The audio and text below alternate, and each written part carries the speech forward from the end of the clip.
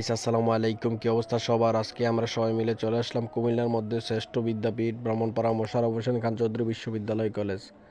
প্রথমে আমরা কলেজের মধ্যে বাইক নিয়ে প্রবেশ করলাম। বাইক নিয়ে প্রবেশ করার পর আমরা কলেজের ভিতরের রাস্তা দিয়ে কলেজের অপর প্রান্তে যাচ্ছি।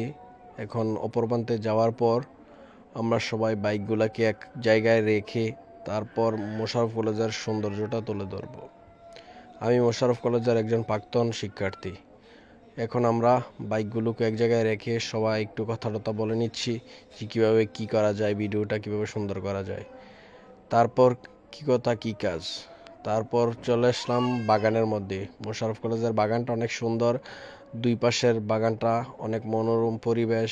বাগানটা ঘুরে ঘুরে দেখলাম। বাগানটা ঘুরে ঘুরে দেখার পর তারপর চলে আসলাম মোশাররফ কলেজের এই যে শাপলার চত্বরটায়। শাপলার চত্বরে এসে শাপলার ভিডিওটা নিয়ে মোশাররফ কলেজের চারদিকটা একটা ঘুরে দেখানোর চেষ্টা করলাম।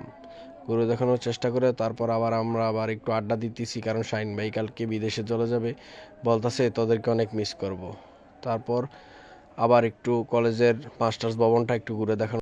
ভিডিওর প্রথম অনেক ভুলভ্রান্তি হয়ে থাকবে, আস্তে আস্তে সব ঠিক হয়ে যাবে। সবাই ভালো থাকবেন, ভিডিওটা লাইক কমেন্ট শেয়ার করে দিবেন। ধন্যবাদ। আসসালামু আলাইকুম।